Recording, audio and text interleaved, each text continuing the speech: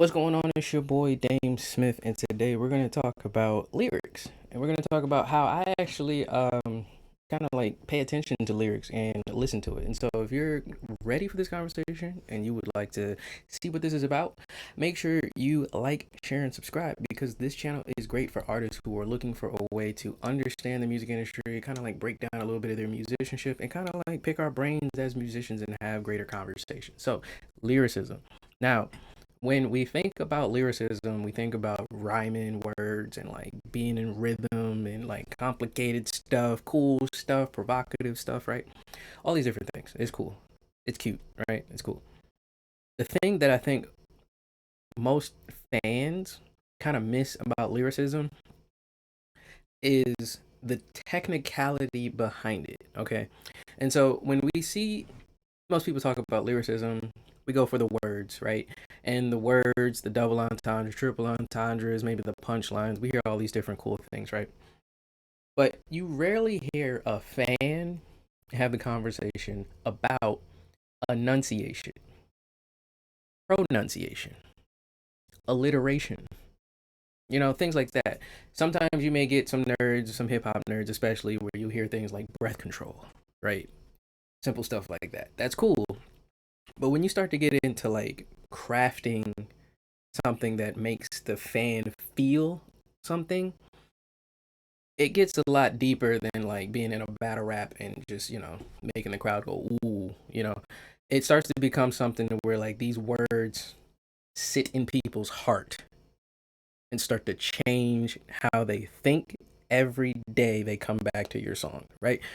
And so you may think, oh, no, I just want to make people shake their butts. Well, I mean, if you're making people dance and you're making people groove, it's still like intentional. You still have to be cool. You have to be groovy. People have to like the music and feel what you're saying, right? And so oftentimes this effort can land on artists and it can feel overwhelming, it can feel underwhelming, and sometimes it can be kind of tedious to sit there and think, okay, the next song I got to make them feel this way. How does that work? What's the formula? And then you start to get into writing groups and then you lose all your soul and you don't really know why you're doing it anymore. And now you quit in the music industry. Skip all that bullshit. The thing you want to focus on is finding your, I wouldn't say your demographic to make it sound so salesy, but you want to find who you're talking to and talk to them. And I mean that as serious as I say it because oftentimes I hear music on the radio and I can tell that it's not speaking to anyone or it's kind of just blah. It's just you're saying provocative things to say them. They mean nothing to you as an artist and they mean nothing to me as a fan and a listener because I don't care. You don't care. You're just saying things that are in rhythm. And sometimes there are people who just take life that, you know, serious. They just don't really care that much. They just will get on records and just say whatever out their mouth, right? But there comes a point where you as an artist want to be remembered for something, right? And today's topic being lyricism, some artists choose that to be what they want to be remembered by, whether it be how it connected to you or whether it be how it connects to them and the relationship they have with you. Now, what do I mean when I say that? Well, when you think of the stereotypes of most genres of music, right, we can kind of figure out who the listener is at the same time. But if you consider the level of lyricism that every artist would need to get to be considered like, a great success, there's a lot of parallels that cut across as far as point of view, who they're talking to. There's a lot of parallels when it comes to the emotion behind it. Not necessarily which emotion, but how intense that emotion may feel, whether it's happiness, sadness, or, hate. It could be anything, right? But it has a certain consistency across the board when we all deem certain songs a hit, a smash hit, a legendary song, something nostalgic or whatever, right? But I do want to break down a song today and its lyrics to kind of shine a light on how you can take personal experiences and shape them into ways that directly talk to people you don't know, but maybe living the same experiences or parallel to the same experiences. that have nothing to do with your music. These people could be just riding in a car and hear the lyrics and they can connect, or these people could be riding along, hear these lyrics, and they connect later because you've planted a seed of either information or inspiration within them. And so I'm going to show you guys today. Today's song is Payroll Giovanni's Life of a Hustler. Now, the reason this song sticks out to me is because this one, I just happened to just, land upon it because I found this particular artist through listening to his features on other music. And so I noticed the key thing, the theme of the featured song that I was listening to was about basically understanding principles of certain business life, street life, and just in general moving through life, right? So as all the artists are saying their different lyrics, I'm noticing this particular rapper, Payroll Giovanni, he's making a very intentional point to say, I'm giving you game. Fucking focus. And that stuck out to me because you don't really hear artists say that so directly. Like you'll hear rappers say like, I just dropped the gym and you missed it, and then you got to rewind it and you go back. That's how we used to do it when cassettes were out. We used to be like, oh shit, play it back, and then we hear it. Sometimes we'd write it down and like try to like make shit line up and like do all kinds of crazy nerdy stuff. But this particular rapper, Mr. Giovanni, he said, wait, fucking listen. And then when you start to listen, it's not like you gotta think hard to understand what he's saying. It's just like if you pay attention, it's like, well, why am I not applying this knowledge as more intense as he's saying it? And that's all it is. He's just really intense with the emotion, like I said, which is consistent with most great songs. The information speaks directly to, in this particular example, me, because it's about something that I'm thinking about. And he's delivering it in a way that's from his own perspective. It's not general. He's not saying, hey, you should go, for example, like become rich. Like he's not just saying that. He's literally laying out things that he may have run into, things he's seen people run into, or things that you may run into. And he's just saying it. And if you don't appreciate it or understand it, then that goes into him just planting that seed for you to understand it later. So, like I said, we're going to go over some of the lyrics, probably all of the lyrics. And I just wanted to kind of shine this particular song simply because the way he wrote this song was from point A to point B, right? There's not a lot of breaks. There's not a lot of understanding of like, grooves and rhythms and things like that. But there's a lot of understanding of this is a almost a speech, but he's having a direct conversation with the listener as far as I'm telling you something that is happening to you that you need to understand, and if you don't understand it, then you will miss the gym. And like I said, he makes it very obvious by like putting it right in your face, which is something most artists, I would say rappers, don't put it in the forefront. They will put jewels in their music, but it's hidden behind colloquialism, maybe some random slang, or they'll try to connect it to a lifestyle that doesn't necessarily relate to the person that they're talking to as far as the listener. So let's take a look real quick. So the song is produced by Cardo Got Wangs. Now, honestly, Cardo, he's probably going to go down with one of the people like Pharrell, just because off of his work ethic. But Cardo, his production is very, very musical, very, very musical. It's very unique. And so if you ever go down his catalog, it goes pretty far.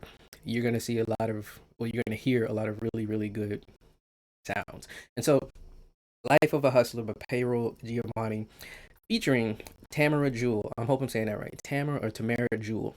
She does a great job as far as keeping the vibe of the song going. She's worked with Giovanni a lot, Mr. Payroll, and pretty much he does a great job of understanding like the music theory behind the music and like understanding where to throw in like really cool ad libs and runs. And she really, really does a good job of like accenting the lyrics and like pushing the song forward. It's kind of like it's like hearing a band and you got the front MC, Mr. Giovanni, and then you got Tamara or Miss Jewel right next to him, and they're both on mic, and then they got the band behind them. That's kind of how it feels, right? And she does a really good job of like really, really adding like that extra 30, 40, 50% on top of the 100% that's already there.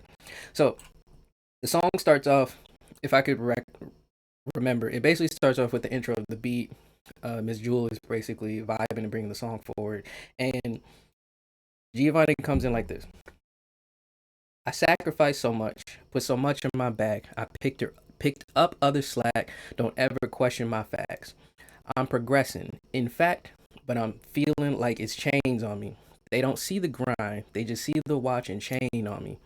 Shit ain't been the same for a motherfucking while.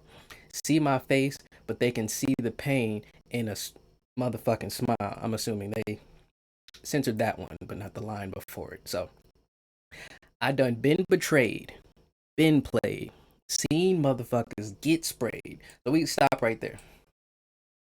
This already has, like, you know, gems and jewels in it. A lot of this, if you're a veteran in hip hop listening, you've heard most of these, points before, of putting in a lot of work, coming up, earning your respect, and people kind of like questioning it or challenging it on the way up. We've heard this before, right?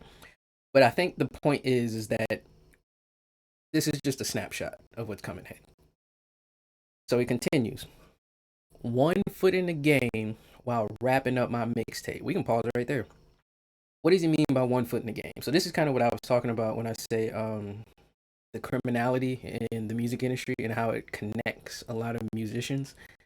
I think as we will begin to see throughout this song, the one foot in the game that he's talking about is him kind of coming to grips with the fact that this is work and music is another form of work. And that's simply how he's just viewing it. It's just work, right? Okay. And so the next thing is, fuck it though. I can't complain. I just pick up my chin, pack touched, I'm low key. It's time to put the bins up.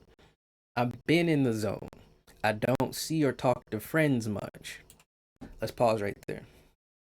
So when he says pack touched, I'm low key, it's time to put the bins up. That basically means he's received his product and it's time to, get to work. That one foot in the game he's talking about. But he has to put the bins up in order to stay low key. That's the part that kind of brings reality to the snapshot in the beginning of the song. Remember, he said earlier in the song, I done been betrayed. Why would he put the bins up and stay low key? That's probably a reason why. Now, this is important to point out because a lot of young rappers, they will make up a situation that reflects that snapshot. But when you see the perspective of, I got the pack, it's time to stay low, I put the bins up, that's something you have to kind of like know. Like I don't know nothing about that shit. Like I'm a nerd, right? So when I hear that, for me, that's like, okay, he's at least familiar with the process of being prepared, right, for the job he's doing.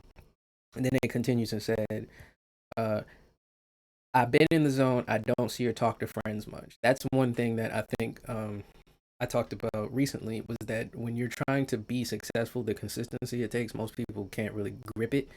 And it is kind of a lonely road, meaning like him choosing this first job of being one step in the game. I think most general people wouldn't be good at it, meaning like in order for them to be good at it, they would have to be focused. So the people he's probably around may not be as focused just off of just statistics. They're not in that mindset of like I'm about to be number one.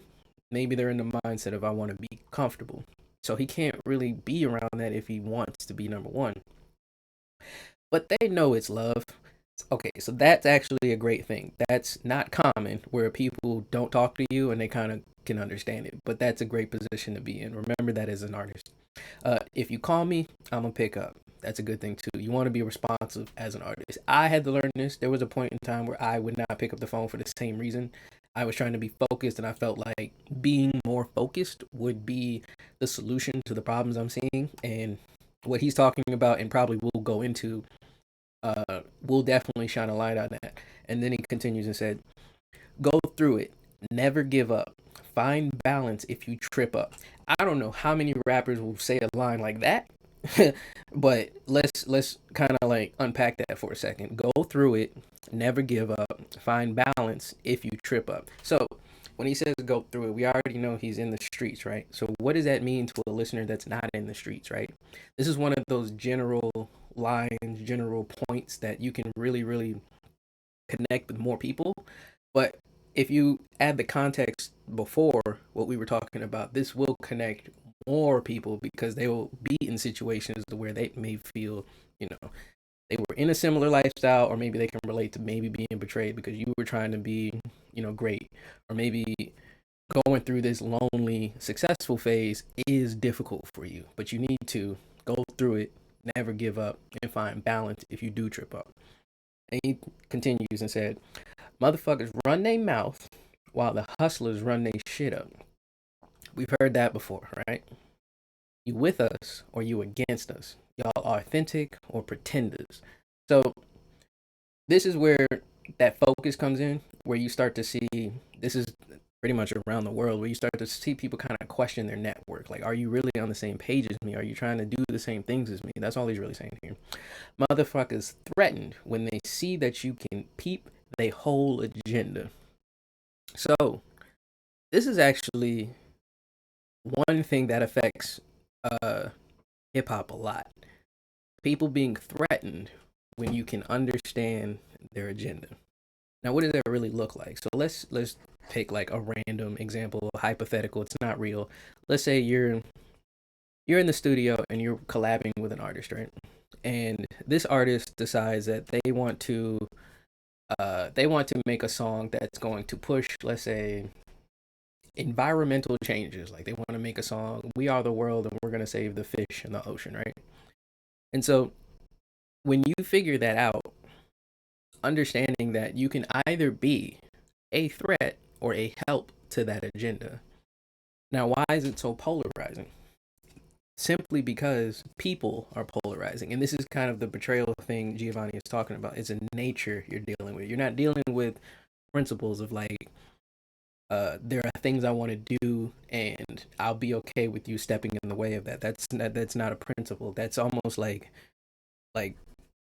being negligent to your to what you're trying to do. So if this person wants to make a song about changing the environment and saving the fish, and you learn that, and now you have a choice to make. Do you place effort into that relationship so that they can be successful, or do you bow out knowing that you may threaten the very thing they're trying to do, i.e., in a simple form? For example, maybe you're not really feeling the beat, so it's not really provoking you to kind of go all out during the recording. That's gonna make the song suck. That's threatening, you know? And so that's a simple version of what Mr. Giovanni may be talking about in here. He may be talking about, he probably finds out somebody is really trying to be number one when he's trying to be number one, and that can be threatening. And so he continues on. On stage in Chinchillas, me, my son, and the missus. Ooh, that's fire. That's pretty cool. He's basically just stunting on us. I honestly don't got nothing for that. We just all got flexed on. He continues. Ask my caddy, the connects. Have I ever burned bridges? Nah. And so that comes back to the point about him picking up the phone.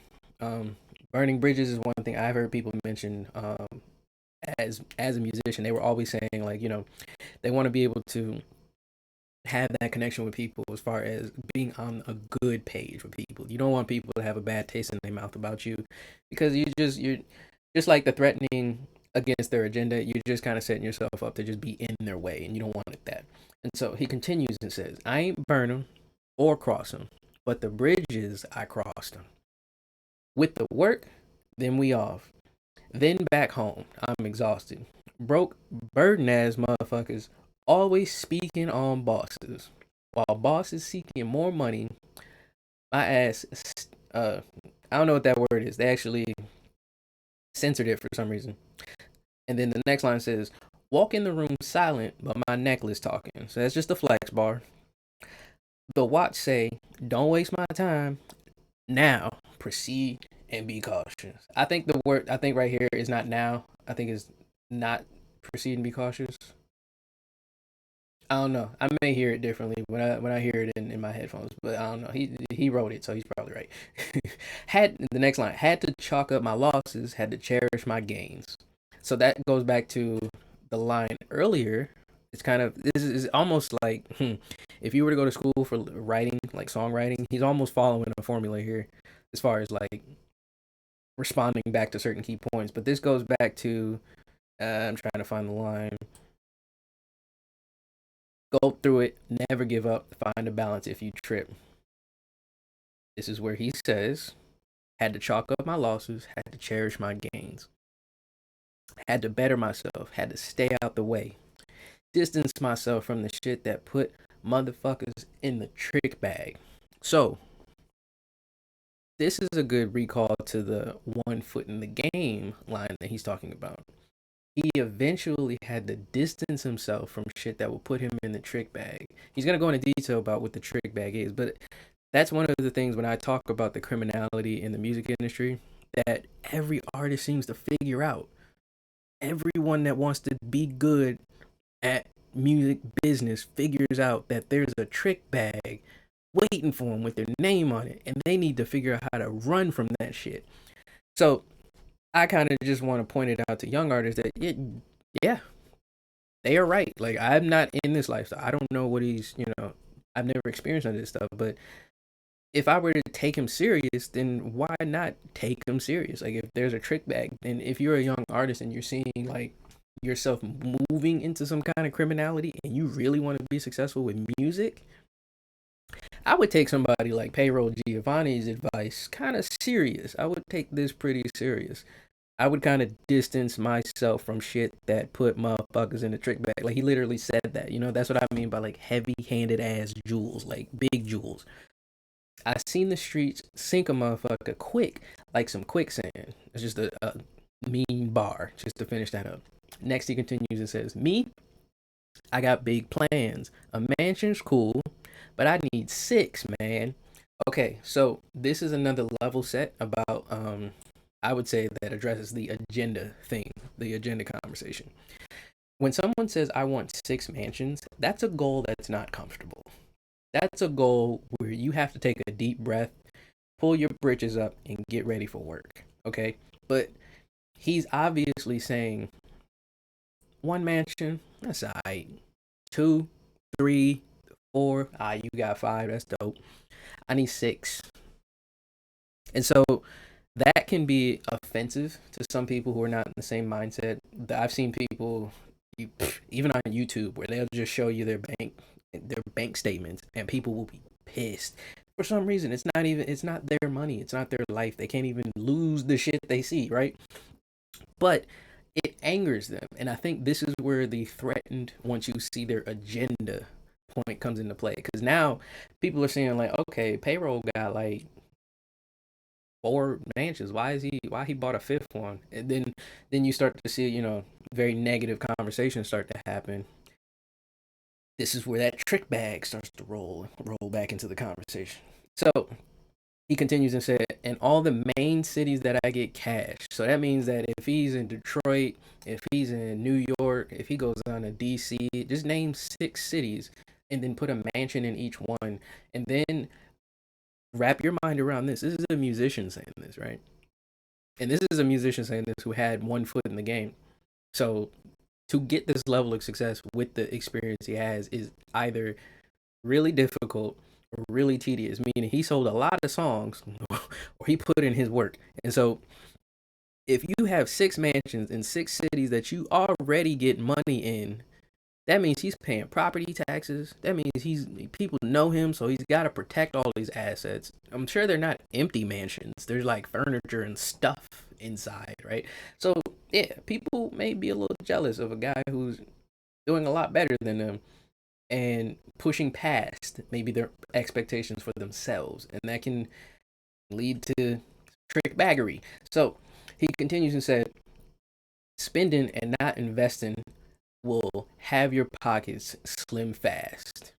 Motherfuckers skip the grind and want to quickly be the big man."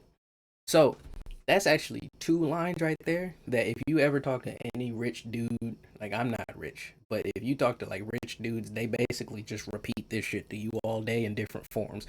Spending and not investing will have your pocket slim fast. So like a rich dude would buy like a cup of coffee, and that'll be like some form of investment for him, right?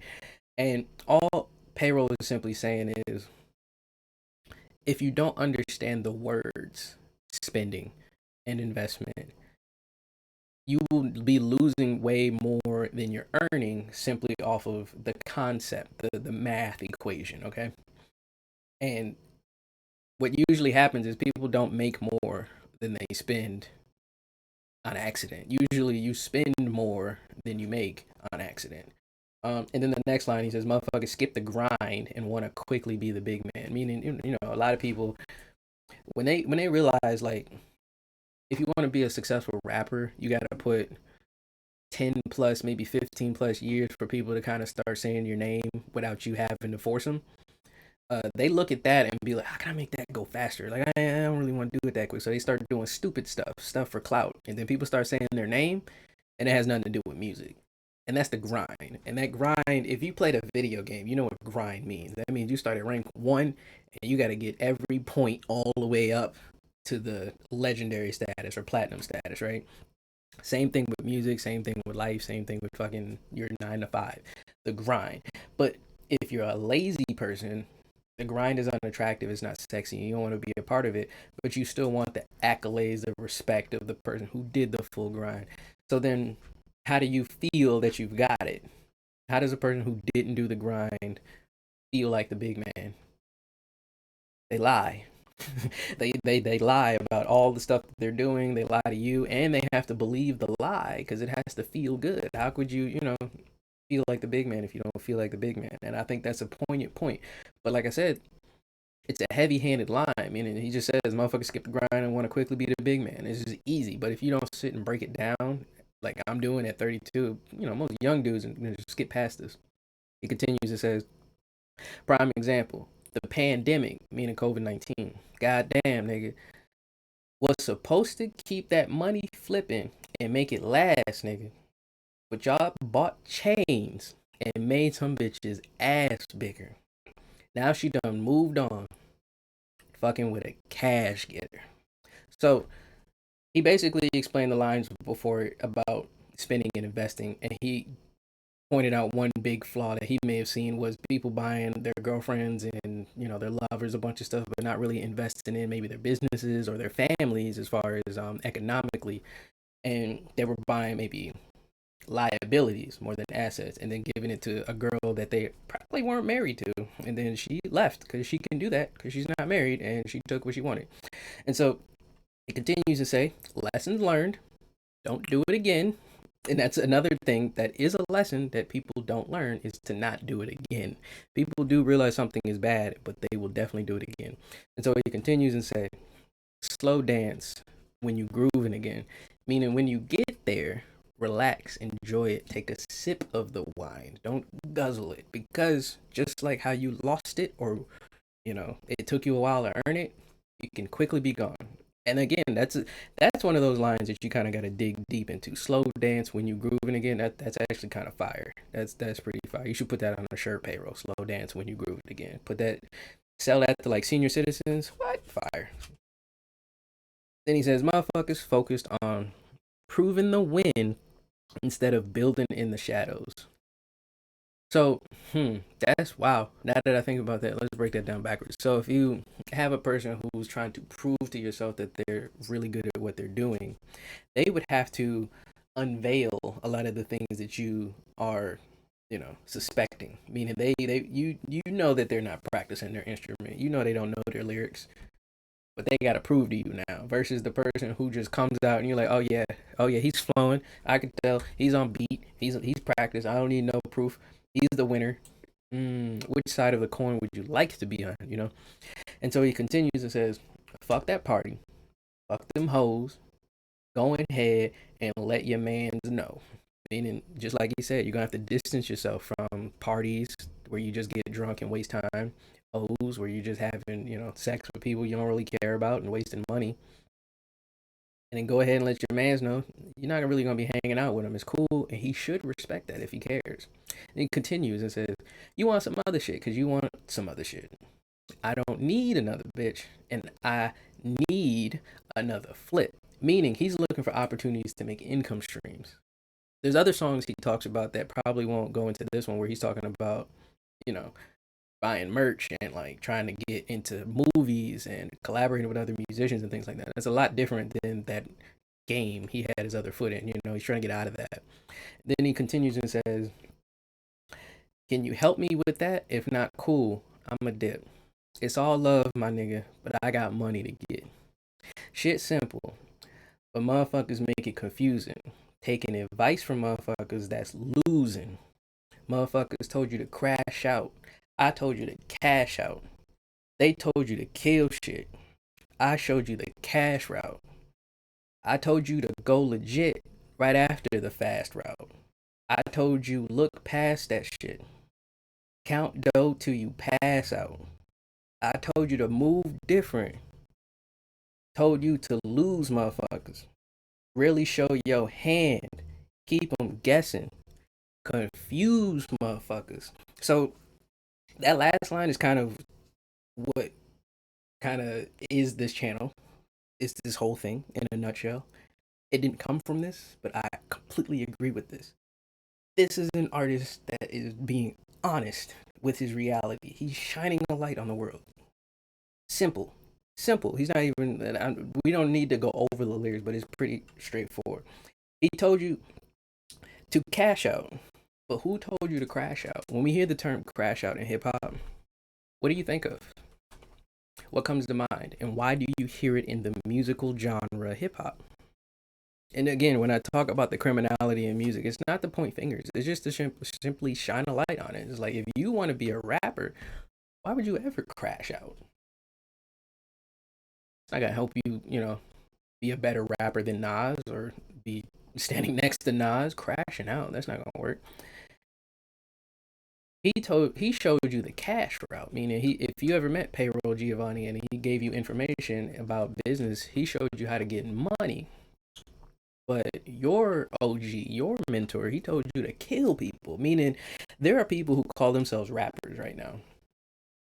And they're riding in a car. It's Friday night by the time I'm recording this, and they're riding in a car right now with friends and things like that, and they're playing their music, and they all got studio time, and they're doing cool shit. There's a loaded gun in the car. So when you think about what your mentor is telling you to do with that weapon versus the purpose that that weapon was built for, you got to really consider how that's going to get you a step closer to your musical success or not. And I think that's the point. Why, like, think about it. If you want, this is what you want. You're asking for this from the music industry. You want to be a successful musician. Which step in your mind, by your teachings from your parents and your culture, tells you that you got to kill somebody? So sit on that and think about that. And so then the next line, he says, I told you to go legit right after the fast right. I told you to look past motherfuckers, count dough till you pass out. I told you to move different. I told you to lose motherfuckers. Really show your hand, keep them guessing, and confuse motherfuckers. Meaning he told you to move different. Meaning if you see a mass of people deciding, hey, let's all get PPP loans, think for a second. Whoa, why are all these people thinking the same thing? And if they do think the same thing, that means all these people will land on the same problem. If there is a problem, you know, odds are there's a problem. Life is full of problems, but that means a group of people, large group of people, are going to land into the same problem. You need problems that you can handle. Okay, so if a big group of people find themselves in like RICO cases, murder charges, and cases and shit that you don't think you can handle, you might want to move different, and that's the point he's making here. But this was a great conversation and a breakdown of a song that I really, really, really enjoy. I come back to this album a lot simply because of all the gems and jewels and stuff. It's good music. I love Cardo's work because he's musical and he's one of the producers. Like, I love the sampling and stuff, but to be able to like just have somebody start one, two, ready, and every note is original. That's awesome to me. And this is really cool. The artwork is awesome. Um, just overall prime hip hop. This is like when people be like, "Oh, hip hop is dead," and I don't got no lyrics, and people are just talking about drugs and stupid stuff. It's because of what was mentioned in this song. You have to kind of be in search of and intentional about the things you're consuming. Meaning, you can be handed a glass of soda today, you know water exists. So if you enjoyed conversations like this, make sure you are subscribed, and I will be back with you guys for another breakdown soon. But I will see you guys. I'm out. Peace.